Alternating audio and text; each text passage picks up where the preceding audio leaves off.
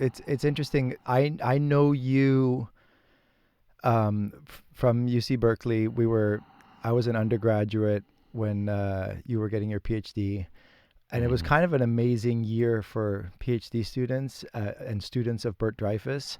This podcast is called Being in the World, in homage to Bert Dreyfus. So it's really nice to have you here with that more obvious tie-in. Sometimes it's being in the world more generally, just what it's like to be in the world. But It sometimes it's doesn't it specific. doesn't exclude much. No, exactly. Yeah.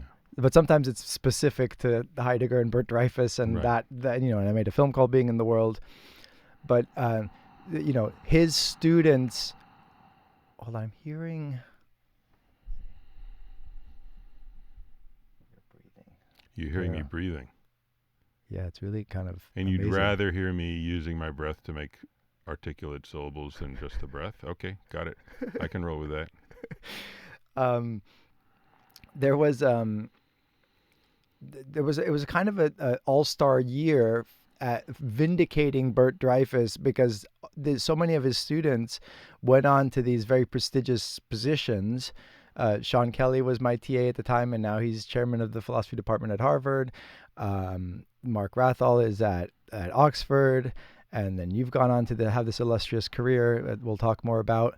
Um, and there's an interesting tie-in between you and Mark because I consider you both, by any standard, smarter than me and smarter than most people, and also sympathetic to religion.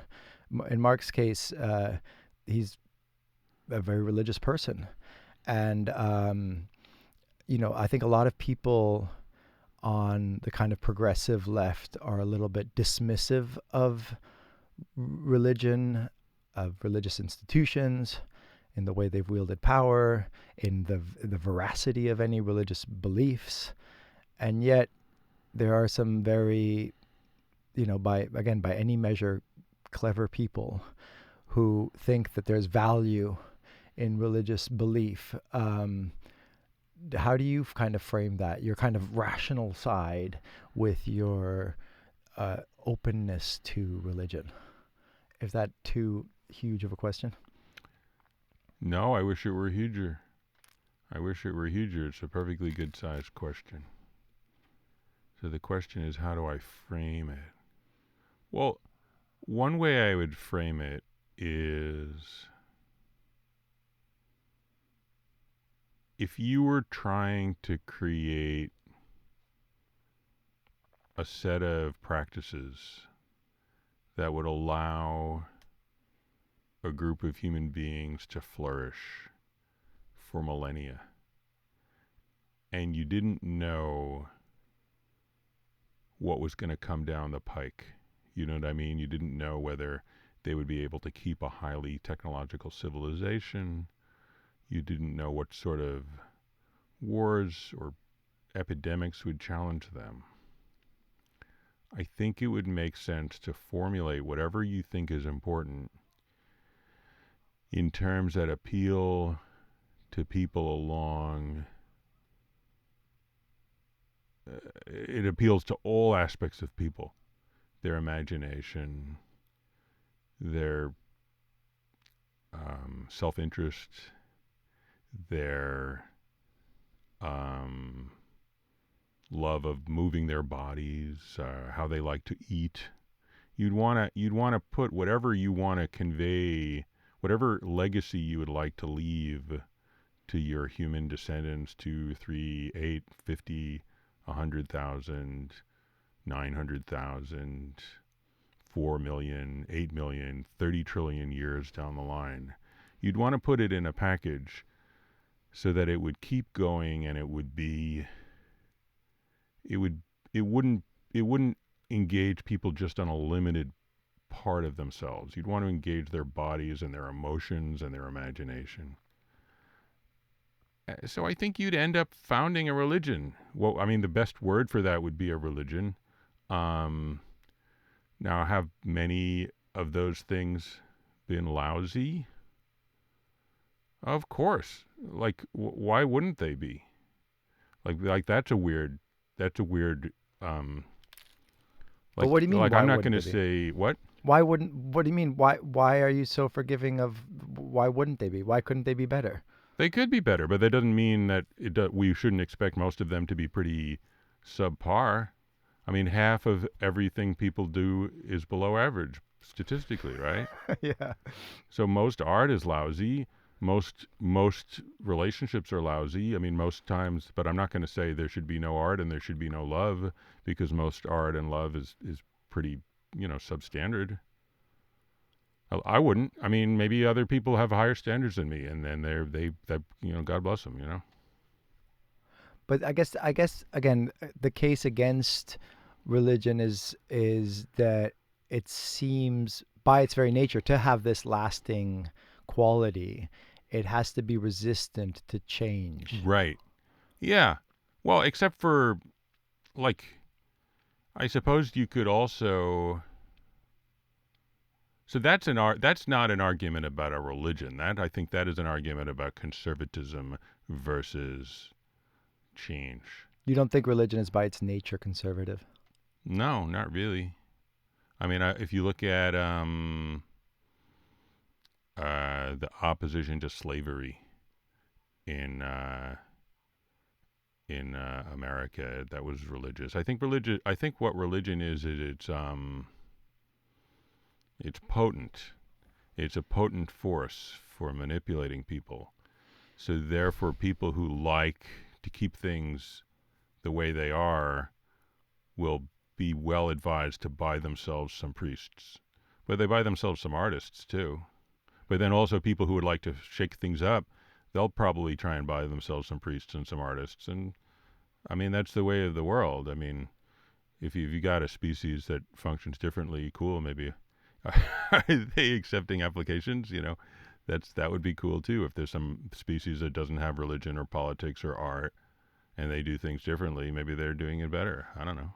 But so if we put religion in one camp, Mm-hmm. and then we put,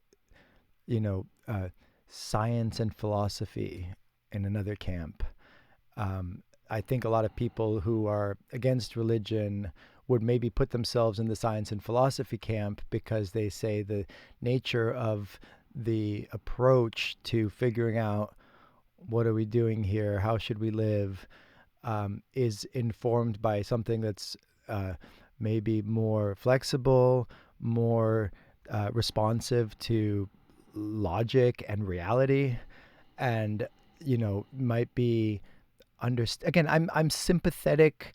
I think that my predisposition is to be questioning and to be, anti-authoritarian and rebellious. So I'm more sympathetic to I tend to be more sympathetic to the anti-religion people, but yet there's people who I really admire, like you and Mark, who I think have thought through these issues in a really deep and interesting way and landed in an unexpected place. And with Mark, it's particularly kind of jarring and unexpected because he's a Mormon, and that's the religion in some ways that's easiest to dismiss by the anti-religion people for all sorts of reasons we don't need to get into, but I think that are pretty obvious to most people. I guess if I wanted to play this game that you're playing of camps, Mm-hmm. I would put myself in the anti-camp camp, because I find the anti-religious people are very much like what I dislike about the religious people. Right. So I find anytime I find a pair of social movements defined by mutual contempt and antagonism, I find that funny, and I want to take a step back and see if there's a way that I can not join either side. And that's sort of what I feel like sometimes when we were talking the other day when we were going for a walk about America in the 50s, and that you had the squares and the hipsters, and the squares were clearly not going to be hipsters, and the hipsters spent all their time doing art that showed how foolish the squares were. And I don't want to play that game. I'm too busy. I've got too many other things to do. I don't want to be involved in any situation where everybody gets around. It's like, today we're going to make fun of the religious people because they're so foolish. I don't want to be on that team. And there's, people need to get with God because if they're not, that's terrible. I don't want to be with them either. They all sound tiresome. But yet, to finish my thought Go ahead. about Mark, I've found unexpectedly that people who are so-called progressives are way more like knee-jerk dismissive about the possibility of someone who's smart and thoughtful. What's so good about being smart? What's this fetishizing of being smart? I think smart can get you in real trouble. I mean, I fetishize it for sure. Oh, well, cut it out, Tal. If we can do one thing with this podcast, you should think about multiple intelligences and stop fetishizing being smart. How did you start to do that? Where did that come from? Yeah. No, this is something, and this is apropos because, again, these people that I've gravitated towards at Berkeley when we met, like Bert Dreyfus and all the students we've talked about, came from learning. I came from a family with no education. Neither of my parents even finished high school.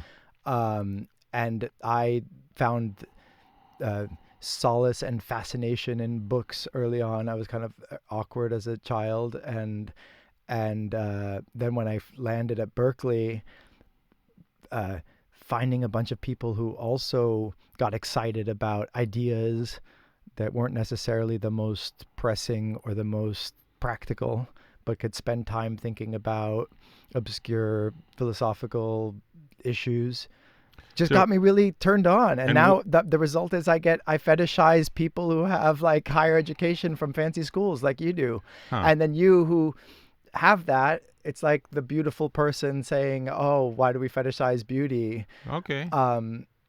It's fascinating, I think, when brains seem to work in interesting and what effective was ways. it? So your uneducated parents, what put you on opposite sides of issues? Like your education, you're an educated son of uneducated parents. Like how did that play up in your life? They taught themselves in really great ways, and actually they were. I think I did it. If insofar as this might be inherited, they did have a lot of intellectual curiosity and just didn't have the institutional. My mother, who I'm sure will be listening to this, Hi, mother, was very rebellious youth and didn't like the kind of structure and hierarchy of the school system, and rebelled against it. But she definitely has philosophical curiosity as well, and her father went from being he was a good student and went to Columbia and studied engineering but he rebelled against all that and thought that people shouldn't go to school, and was a kind of typical 1960s anti-authoritarian, anti-establishment dude who bought a house and took all the locks off the doors and asked, invited anyone to come in. And his 7-year-old son came home one day and said, "I don't want to go to school anymore." And he said, "Okay, then don't." And he let him stay home for a year until he decided that he wanted to go to school. Your uncle. Yeah. So was your dad, was he anti-education? He was like, "Tao, get your nose out of that book and come be in the real world." No, my dad he read Nietzsche. He loved philosophy, but he grew up during World War II, and with his mother died when he was 9, and his father was, fascist, and he just in Italy in the 40s. So he just hated all of these types of oppressive institutions, religious. Imagine the Catholic Church, right? Mussolini. School, all of it was something to rebel against. So I think I was in an unusual situation where my parents were more rebellious than I was, and I rebelled by embracing by embracing the structure. And I think children do long for some sort of like constancy and structure. Yes. And for me, again, I found solace and in the hierarchy of the school kind of the institution, because I didn't find it oppressive. I found it liberating in a way. Yeah. Look, I think there's so I'm kind of a self-taught person, and I always had a lot of mixed feelings about educational institutions, in a sense, because I was too idealistic for them, and anytime I would be like encountering any real life constraints of running an educational institution, it would chafe my hide. So a lot of my love of philosophy, I kind of came to it self-taught, and that's why. I mean, actually, in college, I majored in comparative religion because I found the philosophy department had too many rules for me, and I didn't want to listen to their rules. I mean, so I think so. Uh, what I'll just say, what I like about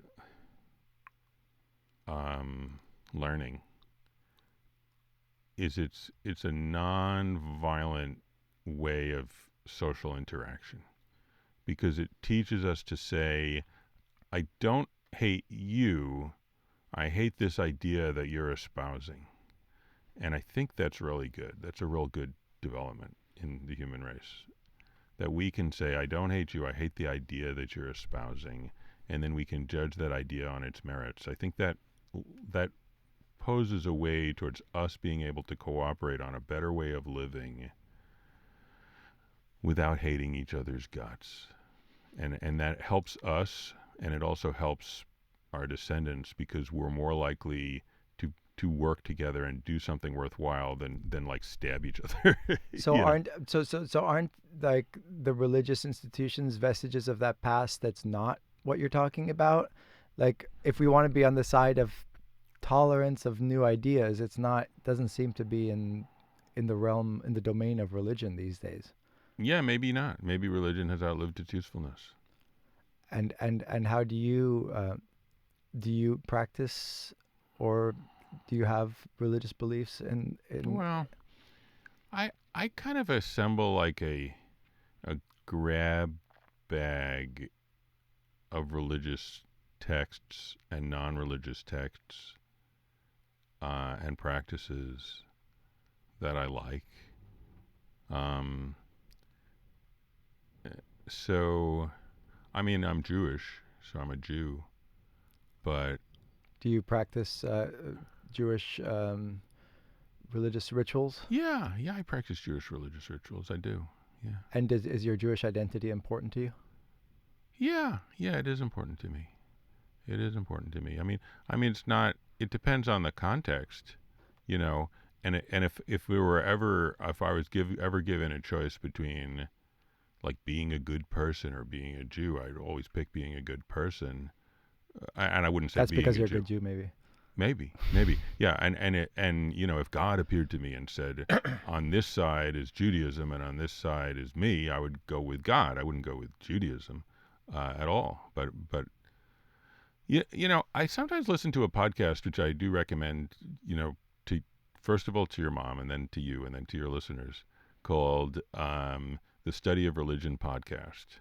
And one of the things that they do, because they're all academics coming out of Scotland to study religion, is they point out that the very category of religion is relatively recent, and it like whoever wrote the Bible did not use the concept of religion.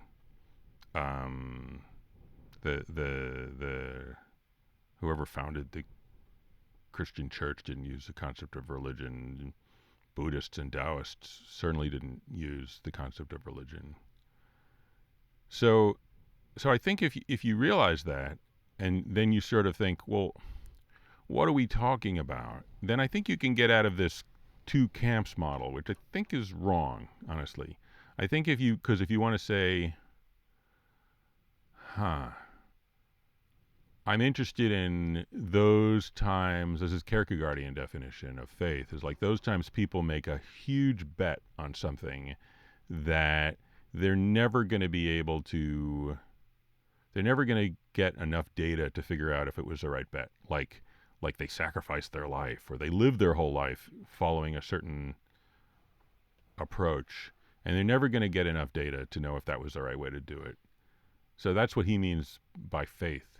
So that's interesting. And you can say, well, that probably shows up in all kinds of places unexpectedly. Certainly scientists, progressive politicians, they do that. And then, like, well, what else is religion? Durkheim says it's this way that people can kind of get together in a group and find something, some kind of external symbol of their group identity. Well, a lot of people do that in all kind of contexts. Football fans, you know. So I think to me, like, which is better, religion or anti-religion? That seems to me like the sort of question that might well generate more heat than light. So I would prefer to replace it with the grab bag of things that we think of when we talk about religion. And I would say, I'll just like take those two: making a giant bet that you cannot quite justify, and symbolizing your emotional group membership. Those are two.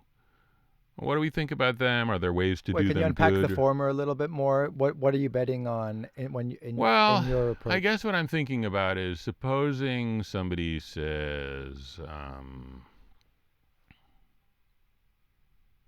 trying to think of a not. Don't make an example of someone else. I would like about you. Okay. I'll make an example of me. So I'm a father, and I decided to have children, and it was quite important to me. That's very important to me, and it really determines many things about my life and my death. I can't prove to anybody that that's the right choice. I have faith that that's a good. I mean, that's the word I would use. Look, since we're talking about religion, but I'm making a giant bet. I'm putting all my money on fatherhood, and literally money. I mean, it's quite expensive, but also, you know, more intangible commitments of mine are all constellated around this. I mean, a choice sounds a little bit too voluntaristic, but let's call it choice for lack of a better word. The choice to be a father. Um, that's a form of faith. Now, I could say, I believe, you know, I'm a dream in the mind of Vishnu. I could say,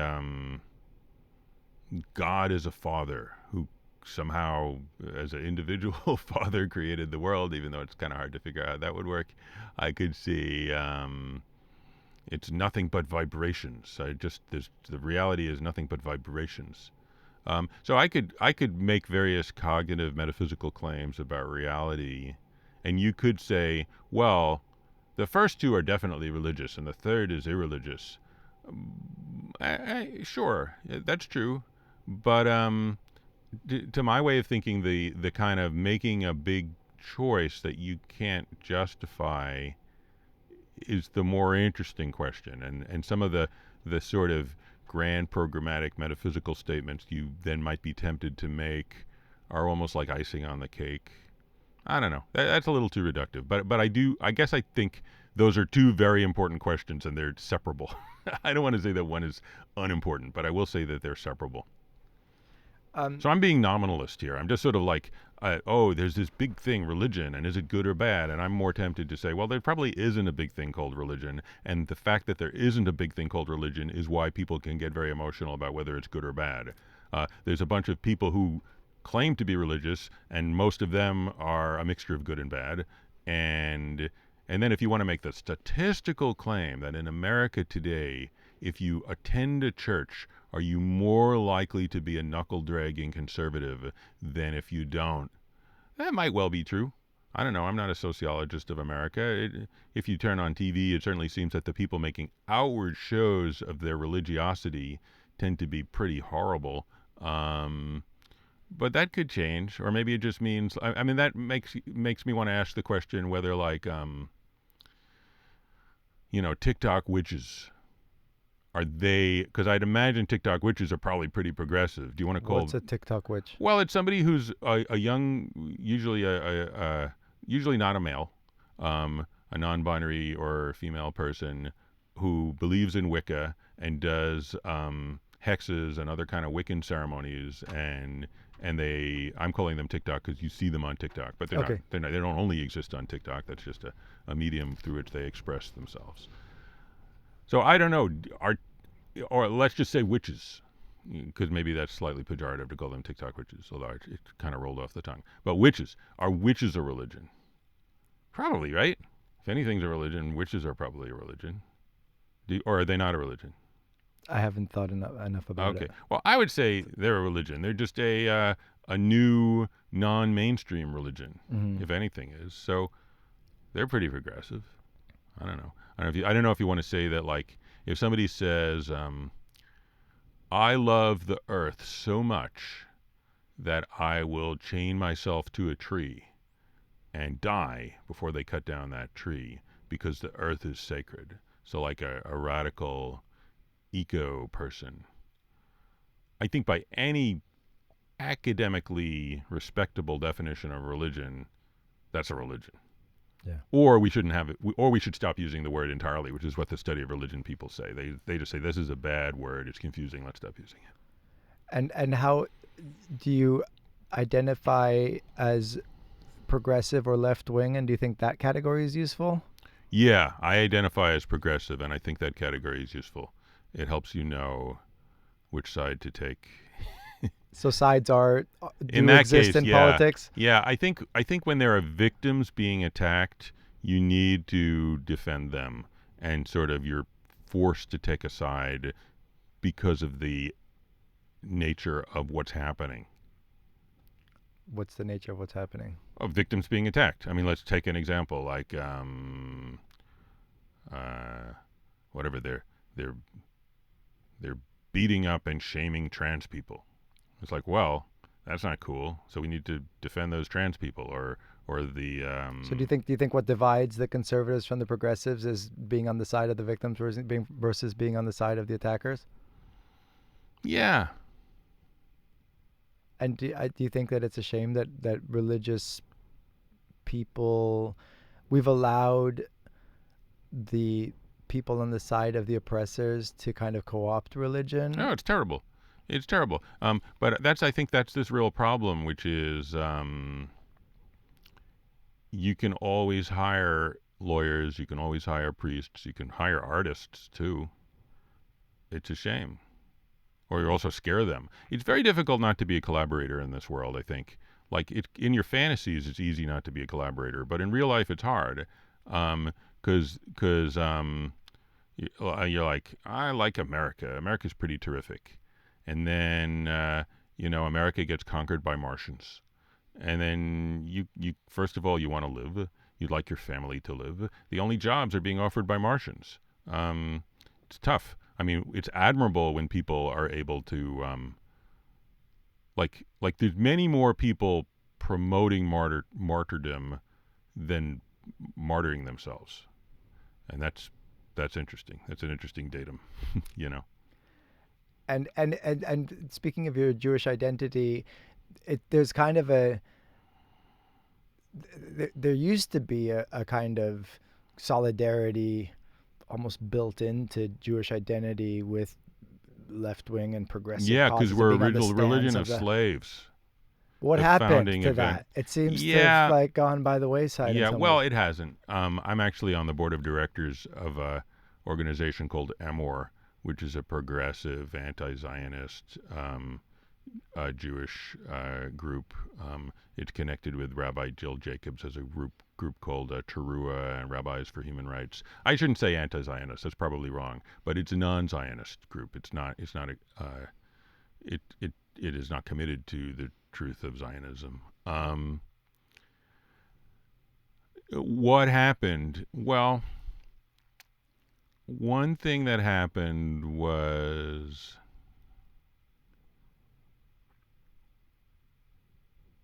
many Jews got assimilated into America, and it became sort of a devil's bargain, like to be accepted by the American power structure. And then I also think there was a certain messianic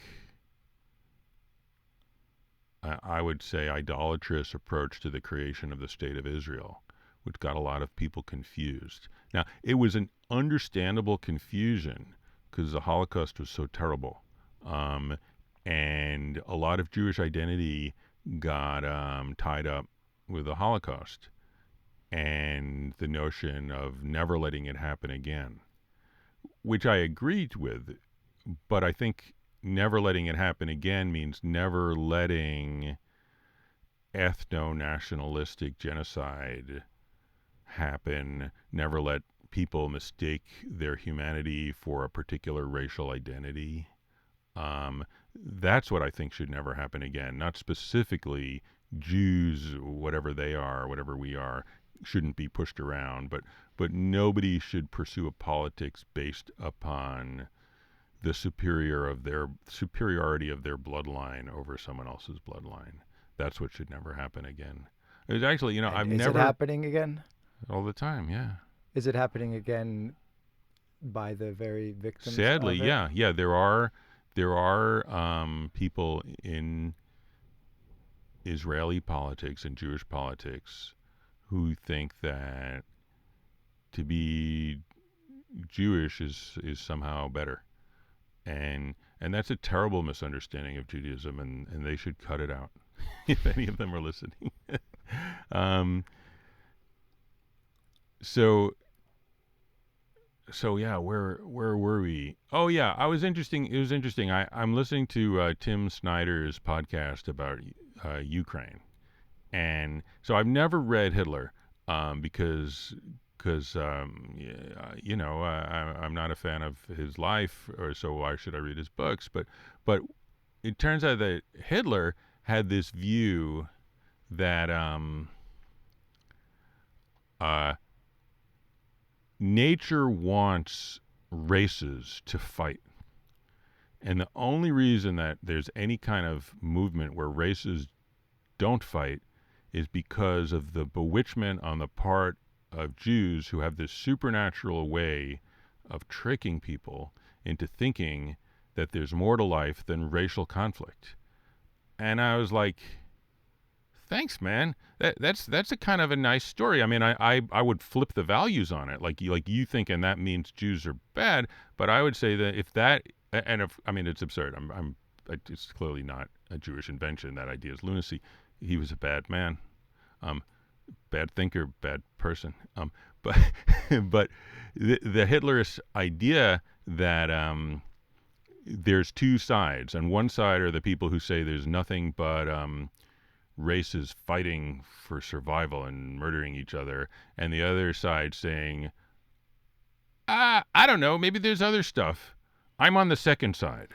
And it's flattering and nice that he identified it with Judaism. I think it's incorrect. I wouldn't give him a good grade, but I think that the notion that there's more to life than my particular bloodline fighting and murdering yours is a good one. It's a great point.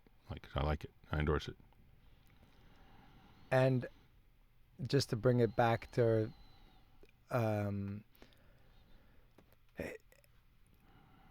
your identity as a Jew and as a progressive person in politics, I like this kind of reclaiming of those two identities as a voice for progressiveness. How can I frame this? Never mind. I think we've tackled that domain in an interesting way. We can unpack it in a lot of ways. What yard line, I wonder. But I actually want to go back to back 2 steps to the fetishization of intelligence and of institutional learning, because I rediscovered your work a little bit by, first of all, I was a big fan of you on Twitter, and I'm sad that you left Twitter because Eric was one of my favorite users of that medium. But then I looked you up on YouTube, and I found this talk you gave at Harvard, at your alma mater, talking about this very thing, the fetishization of this, going to Harvard and then going to get your PhD in philosophy, and how you were then pulled between that identity versus going and being successful in television. And you kind of gave a great talk about what part of your personality you have to respond to prioritize or privilege one of those paths versus the other, and the shame that the intellectual you I felt embarrassed. It's true. You were embarrassed to leave your PhD program. Yeah, and I was embarrassed to give that talk, actually. Yeah. Do you want to talk about that a little bit? Well, the talk is something about like why philosophy matters, and it's if you just put Eric Kaplan Harvard, you'll see the talk, and you grapple with this issue head on. And I'd love to, since you talked about me fetishizing this, I think it's apropos and would be worth. Yeah, well, I guess I think there's no way that you could create a thing or a belief that couldn't be twisted towards evil. I don't think there's any belief or opinion or institution that has that kind of breaks built into it.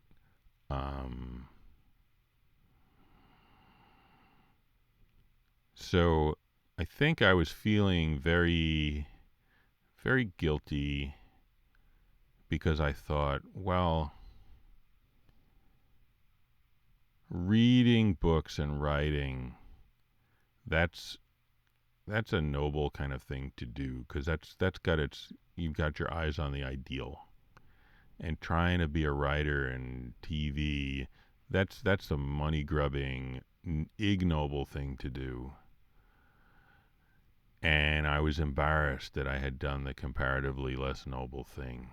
And I don't look at it that way anymore.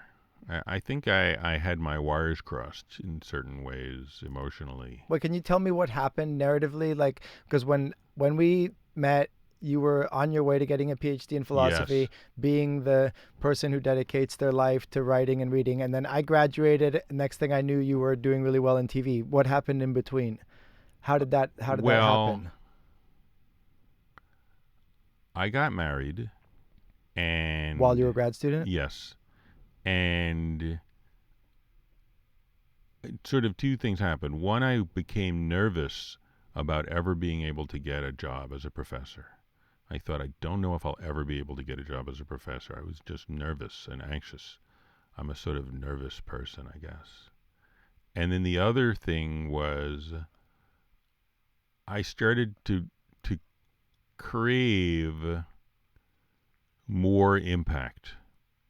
And I was thinking, wouldn't it be more fun and just wouldn't I feel more zesty if I was writing things that people watched and cared about, rather than just something like a book that only 9 people read, although they were very smart people and serious people, and that tempted me, or I shouldn't say tempted, because that makes it sound like it was bad. That exhilarated me. I thought the idea of connecting in an imaginative way with millions of people, there was something exhilarating about it. And also, I was afraid I wasn't actually going to get a job as a professor, because I remember at some point, I think I said to Hans Sluga, or it might have been somebody else, but a professor, at the department, and I said, I cannot wait until I'm done getting letters of recommendation, because it feels like thought control, like the idea that my philosophy has to be normal enough and orthodox enough that someone will write me a letter of recommendation. I can't wait to throw off those shackles and really start to say what I really think. And the professor said, "Oh, you silly boy. Don't you know that as professors, we're constantly getting letters of recommendation? If you want to stay on your tenure track, you need to get 16 letters from professors at your level. And then if you want to get the next point, you need to get 6 letters. I'm making up the numbers to be funny, but the point is the principle is very serious, which is how you have to how free can your thought be if you need to get 24 people doing the same thing you are to say that it's worth something. I think it can. I mean, it seems to me that like Nietzsche could not have gotten those numbers of letters of recommendation. Kierkegaard couldn't have. Frege couldn't have. I don't think. So to me, not to say I'm belong in that august company, but at least I aspired to it. And the idea that I would have to deal with those constraints sobered me. It kind of sobered me on thinking, oh, to be a philosophy professor isn't really the same as being a philosopher. It's getting a job, and it has all the institutional constraints of any job. Now, you might say, that's really naive that you were surprised by that. And I will have to plead guilty on that one. I think I was an exceptionally naive person when we first met. And so what happened? How were you cured of that naivete? Oh, I think, just the way of the world, just keeping my eyes open and interacting with people and caring about things. You haven't told me what happened. So how did you end up dropping out of the PhD program to get the TV job? Okay, so the blow by blow is I went down to San Diego to watch I think it was the Oscars with my friend Dan Graney, who was a writer on The Simpsons. And he had known me when I was, he still knows me, we're friends. But we had met each other on the Harvard Lampoon. He was the president when I got on. And he was like, you could totally do this. And I was like, really? And he said, yeah. So that kind of made me think, oh, if I could be a professional television writer, it's something I'd like to give a try. And I had passed my oral exam, and I was sort of wrestling with what my dissertation topic could be. And I think part of my naivete was I was finding it very difficult to come up with a dissertation topic because I thought my dissertation had to simultaneously solve all problems in philosophy. So that was challenging to come up with a dissertation that could do that. And obviously you had some sort of relationship to humor already, writing for the Lampoon, and philosophy is kind of distinctly unfunny, isn't it? Academic philosophy? Yeah. I did have a relationship to humor. I was a comical character. Do you think, just a little detour here, do you think humor is a philosophical enterprise? Or can be? Well, whatever. I think, sure. I think what's the nature of humor? Philosophy is Geist coming to consciousness of itself as Geist. So I think any activity, if you do it self-reflectively, can be philosophical. I think humor is well set, as opposed to I don't know, being a prison guard. Humor has a self-reflectivity and an attraction to paradox and contradiction built into it, and a sort of attraction to the unsettled and the anxious and the off-putting is what humor is responding to. It's the phenomenon that humor is responding to, is some sense of that we're not quite at home in this situation. Something about the world is leaving us flat-footed, and if it's an unusually deep joke, it could be about some very fundamental nature of our life is leaving us flat-footed or confused or ambivalent. So yes, I think that is a long-winded way of saying yes. What should we talk about now? Well, I'm very loosely following the contours of your my switch. Of your right. switch. So what happened was, the point was I had done everything to get my PhD, but write my dissertation, and I thought, why don't I take a year and because there was no hard clock ticking. Why don't I take a year and see if I can get a job in TV? So I started writing my writing samples and sending them around. And the funny thing was, I was a TA for John Searle's Philosophy of Mind. And the first job that I was offered was a good job. It was starting out, and it was for a show that turned out to be very successful. And this was sort of my first taste of like that people in Hollywood behave differently than people in academia, because Not so much, it turns out, with John Searle, though. Oh, okay, that's true. That's true. That is shame on him. So yeah, that's terrible, and I don't want to make light of that with a joke. We could return to that, but just to tell this story, he okay, you got the job. Report to work on Monday, and I was like, I can't report to work because I need to prepare my students for their final exam, so I can report to work in 2 weeks.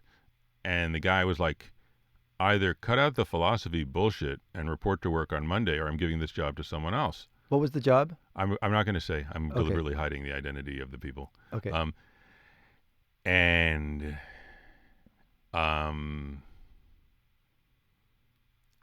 Yeah, where was I? He was dismissive. Yeah. So he said. So I said, I'm sorry. Then I can't take the job. Because I sort of felt like I can't leave the relationships in such a crappy way. I didn't want to do that. And I'm glad. It was a hard decision, but I'm glad I didn't say to all my students, so long, suckers. I've got a job in TV. Good luck figuring out the mind-body problem on your own. I thought that would be wrong. So I passed on that, and then I ended up my first job. My wife was studying in New York, so I wanted to have a job in New York, and I ended up getting a job at David Letterman. And then I said to my professors, "Hey, I think I'm not going to do my PhD my dissertation anytime soon." And in my mind, they were thinking like, "Oh, that's shocking," or something like that. But I bet they weren't. I bet they were just thinking, well, that's one less person we need to worry about placing. It's one less person we need to find a job for. Phew, good. So I did that, and then at some point I was on Big Bang Theory, and I had an enviable degree of job security, and I had kept in touch with Bert Dreyfuss over the years. And I had actually published a popular philosophy book called "Does Santa Exist?" So I kind of said, Bert, do you think I could get my PhD? And he said, I think you should. And yes. And he agreed to be my advisor. And I wrote a dissertation actually on the concept of the funny in Kierkegaard. It was actually funny because, in the other sense of funny, I was initially writing just a book about what is funny. Not a book, but a dissertation. And the other members of the committee were like, you can't just say what's funny. I mean, that's not. I was just doing a phenomenology of humor, and then I suddenly thought, okay, what I should do is find what I believe to be true about funny in a writer and write it about that writer. And it turned out to be Kierkegaard, and I'm saying this facetiously, but not really, because the view I had of funny was true, and Kierkegaard was very good at his job. He had the right view too. He had gotten there before me, so I was able to say, hey, the correct view of what comedy is A, B, and C, and here it is in Kierkegaard and the concluding on scientific postscript, and that was my dissertation. And now I have a PhD in philosophy. I also have a podcast I'm doing now with Taylor Carman, who's a real philosophy professor, and it's called Terrifying Questions and Why We Should Not Be, or Terrifying Questions and How Not to Be Terrified by Them. And it's out? It's going to launch March 8th. Okay, wait, but before we get to the self-plug, okay. I've got more to dissect here. Because we were talking about, we were walking around, we're in Bombay Beach, California now, and you said something yesterday as we were walking around about how, in the TV world, there's maybe ostensibly some art, but there's this, other things that people have to consider and take the foreground before art, which is money and success, and we were kind of dancing around the the conversation surrounding purity of some kind in art. Yeah. And this seems to be a recurring theme in your thought, and you left the academic world in this talk that I listened to on YouTube of yours. You contrasted the kind of sanctimonious, or the beautiful purity of being someone who dedicates their lives to philosophy and reading and writing, and then you went to work for David Letterman, and you were exposed to the bare kind of flexing of power. Yeah, I was. And then we made mention of John Searle's exposed misdeeds. Wicked character, yeah. Searle was a famous professor at Berkeley, and he's been still alive. stripped. He's in his 90s. Yeah, but he's been stripped of his emeritus and of his office and all of this for that very similar wielding of power, right, that has nothing to do with the beauty of and purity of dedicating your life to knowledge, right, but with like abusing your stature to take advantage of young women. Yes. And you witness the same thing in Hollywood. And it seems that this, again, we have to kind of strip this dichotomy of the camps, that there doesn't seem to be. And then I said yesterday, I was like, actually, there's not so much purity here in Bombay Beach, because everyone's fighting over who can get the buy a house here. And as much as we try and decommodify the project here, we have no tickets, we have no art for sale, we try and make it as non-hierarchical as possible, and yet capitalism rears its head in the form of, having to buy a house, and the property values, and people, playing the real estate game. So it seems that as much as we look for purity, it doesn't exist. Yeah. And should we give up on that, or what should be our relationship to our search for some sort of pure creative expression or thought or philosophy that is actually privileges the things that actually matter? Yeah. Well, so here's how I tend to look at it. That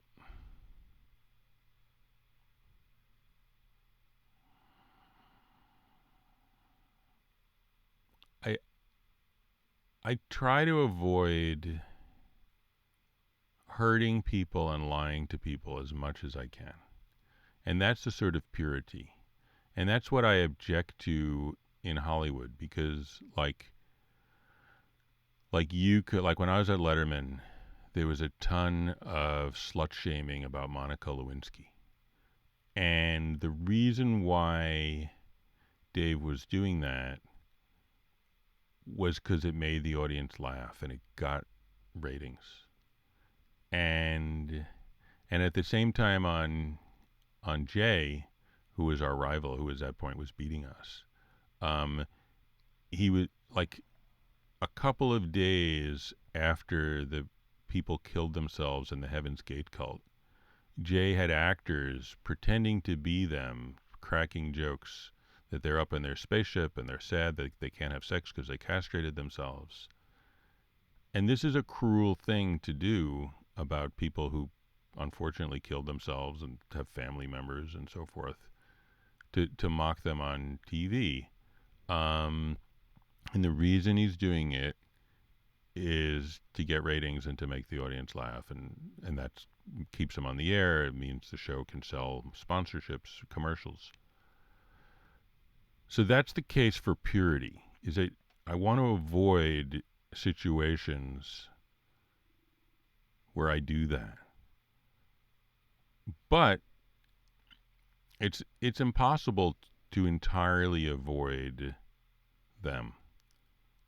And in fact, if you entirely avoid them, there's a saying in the Talmud: if you're kind to the cruel, you will ultimately end up being cruel to the kind. So the only way to avoid a world of cruelty is to have some degree of engagement with the world. And that can involve not being cruel to the cruel, but maybe being tough to the cruel. Like saying to John Searle, I know it's going to hurt your feelings, but we're going to send you home because you abused those women. And he's like, but I'm going to feel really bad. You're causing pain to me. And we have to be like, well, we shouldn't be gleefully causing pain to this elderly professor, but we have to send him home because he did something wrong, and we want to send a message that you cannot treat your graduate students as your personal harem. Like, that's very disrespectful to them, and it's going to hurt them, and it's going to make their future lives worse. So I think you can't get rid of the aspiration to not bully, but at some point you do have to engage with the world. We were talking about Judaism earlier, and there's a midrash about the patriarchs, which I quite like, which is that the founder of Judaism mythologically was Abraham, and he's associated with love. And then his son was Isaac, and he's associated with discipline and awe. So how do I connect that to purity? Like, he's associated. Abraham is more like, make everything as loving as you possibly can, and then Isaac is sort of like, watch out that you don't make any mistakes when you do that. And the dynamic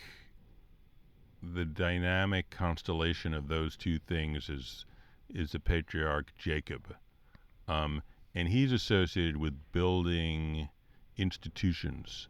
And I think basically, and Heidegger got it right. Like, you should have an aspiration to purity, and you should have an aspiration to effectiveness, and you should try to build and participate in institutions where both of those aspirations are honored. That's the best answer I can give you, Tao. I'm sorry.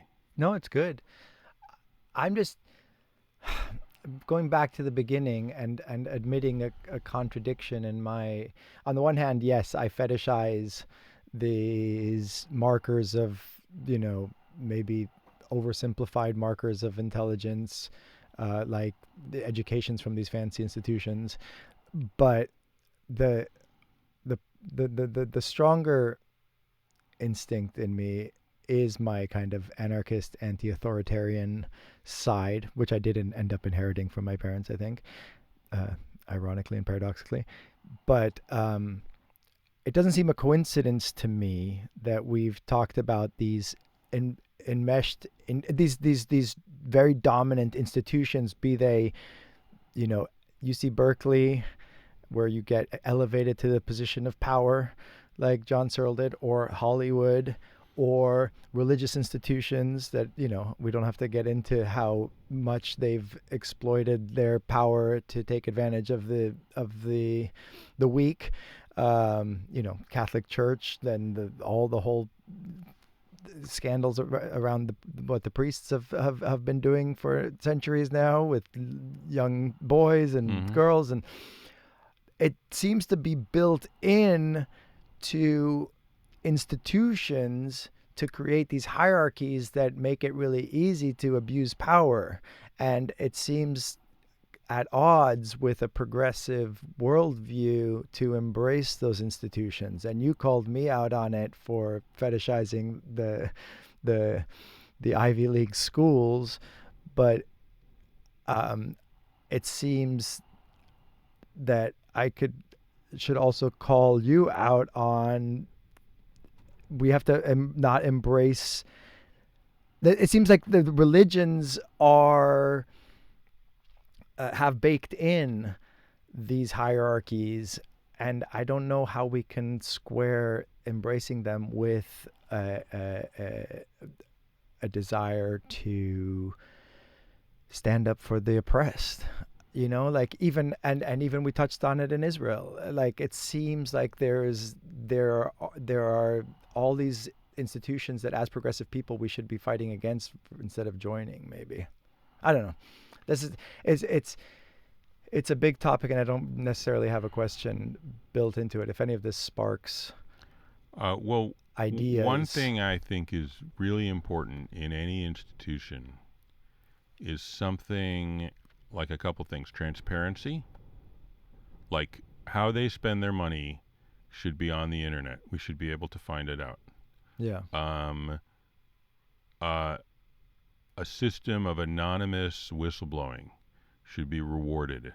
There has to be a situation, there has to be a system in place where if you know something bad is happening, you can drop an anonymous dime on whoever's doing it. And there needs to be something along the lines of what the police sometimes have as an internal affairs division. People who are institutionally separate and who their career advancement is tied to bringing down bad people in the institution that they're policing. So I think those three things go a long way to fighting a natural bad tendency in religion Do you know who Adam in all Curtis is? institutions. Adam Curtis, The yeah, the documentary filmmaker. filmmaker? Yeah, he's terrific. I listened to him on a podcast yesterday, and he said the mistake we keep making is thinking that we can just weed out the bad people instead of finding the problems in the institution. So if we just call out Harvey Weinstein, if we don't question the institution that makes Harvey Weinstein possible, arresting him doesn't stop the next Harvey Weinstein from appearing. So And what's his suggestion? that our job should be to tear down institutions rather than tear down individuals for being bad. Like the idea that it's bad actors is So I guess limiting. I'm suggesting a third thing, which is not tearing down institutions, but changing them and including sort of internal watchdog committees in the institution. Like, I don't understand. Does that work with the police? Better than when there wasn't one. Yeah. Because when people say like I want to be sort of concrete. Like, let's say we're upset about. Give me an issue you're upset about. Yeah, let's say police brutality and Okay, violence. so you're upset about police brutality. Well, I don't see any way to do something about that better than passing a law against police brutality and enforcing it, and having an institution in place that, like, gives a gigantic Getting rid of the payout. police is not something that appeals to you. Oh, I've never heard of a society like I think so, like, supposing we're an anarchist commune and we have a kitchen and somebody is always leaving his dishes in the sink and not cleaning them up, and somebody else says, let's call her Roberta, and the guy who makes who leaves the mess, Frank. And Roberta says, Frank, you're being a complete asshole, leaving the dishes here. And if you keep doing it, we're going to kick you out of the anarchist commune. She's being police. Yeah. So I don't see any way to have a bunch of people coordinate actions without laws and police, honestly. Or, like, take a more serious example, like somebody moves to Bombay Beach, and people start to notice that his kids are bruised. They're suspecting him of beating his kids. That's bad. We don't want to let that happen. Like, you could call the police. You could have a local intervention, but then the local intervention, for my money, is police under another name. So yeah, I guess I'm pro-police. I just think the police have to be, the obvious mistakes that police can make have to be policed. Yeah. In the same way that mob justice needs to be policed. Like, I'm no fan of mob justice because mob justice my dad was a defense attorney. I mean, mob justice can do terrible things. Certain institutions, I'm just wondering if certain institutions have more room for purity and authenticity and expression, versus others seem to have baked in. The more hierarchical the institution, the more institutions build in power that can be wielded by one individual over another. Oh, I agree. I think there should be checks and balances. I think the founders were right. I think there should be transparency. I think like the idea that a hereditary monarch seems a extremely stupid and unsuccessful idea. Absolutely. I think we can definitely look at institutions and discuss which ones are more likely to cause violence and oppression and which ones are less likely. I think the idea of human beings dwelling with no institutions at all, I don't believe in that. I don't know if I necessarily understand it. I don't know what that looks like. What about hierarchy? Do you think hierarchy is important?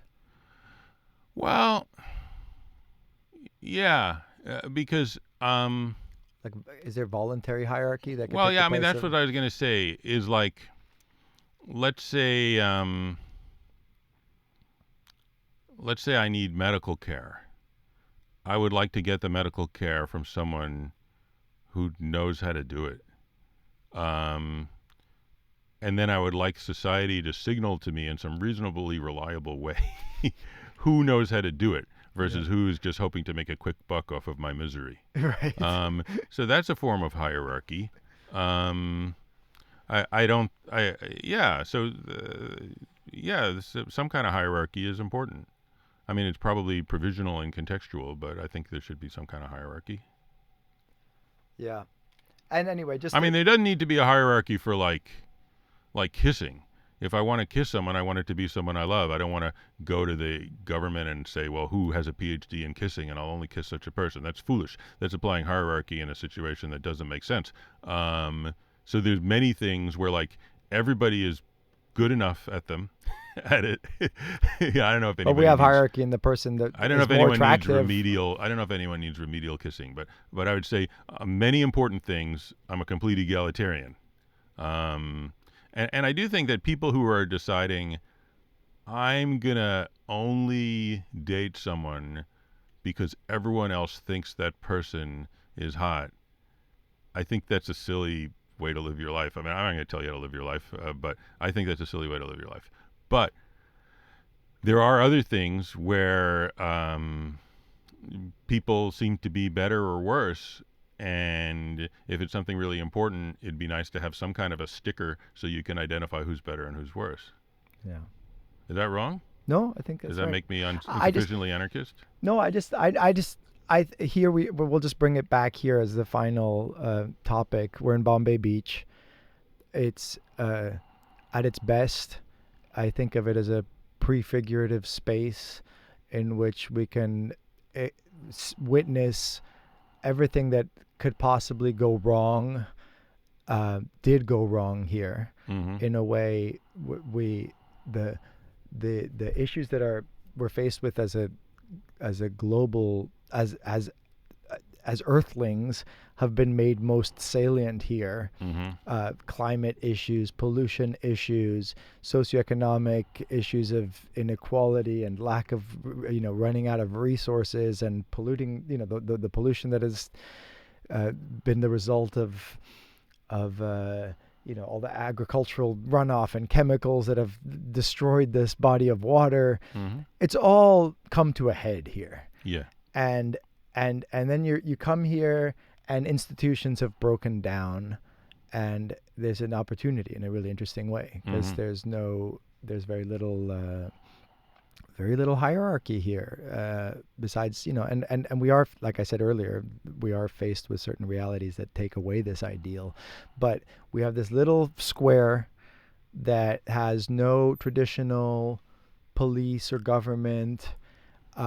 There's the possibility of privileging imagination and new ways of doing things, Mm-hmm. new ways of doing education. You saw Mars College yesterday, kind of setting up new structures that are based on new ideas, and it's small enough to be able to do that.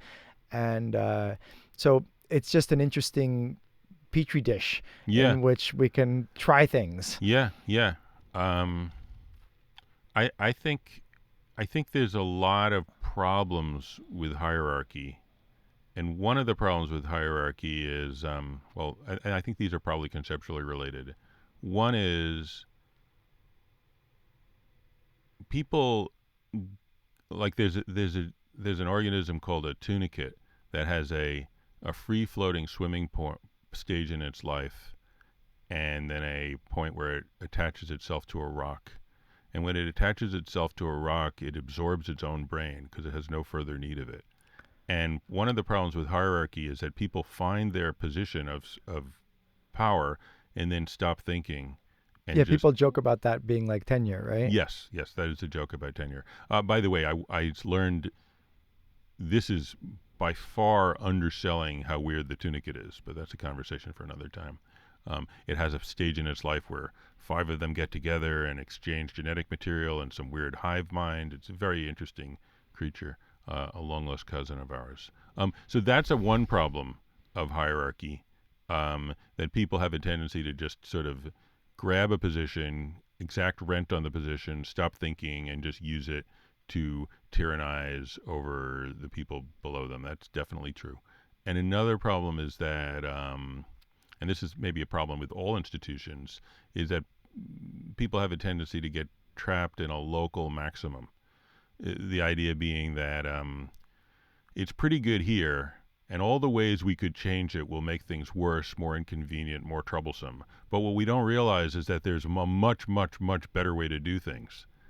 But any way towards that requires going through some grief, some agita, some tsuris. And that's the case that people talk about, the QWERTY keyboard on the typewriter, which was adopted because the machines were getting jammed. So they needed to put in a keyboard that would slow people down. Well, the machines don't get jammed anymore, but the sunk costs of retraining everyone who learned how to type on the QWERTY keyboard means we'd have to go through this period of grief to switch it to a more rational keyboard, like the Dvorak keyboard. So I think, yeah, there's certainly, like, anarchism has a lot going for it. And one thing is like you say, it helps people get out of these ruts of thought and imagine new possibilities. And so where have you landed? And we've very loosely talked about, we've stayed in the realm of ideas much more than in the biography here. But I am curious where you're at in your life right now and thinking about these things. How you've now had success, and you've got your PhD, you've had a successful TV career, you've now have a little more freedom to do new things. Where are you at? What most excites you in the realm of the intersection of art and philosophy and entertainment? Well, what really excites me right now is good television. Like, I'd like to do good television that will wake people up and help people imagine new possibilities. So that excites me a lot. Are there examples of that you would point people to? Oh, yes. Better Call Saul.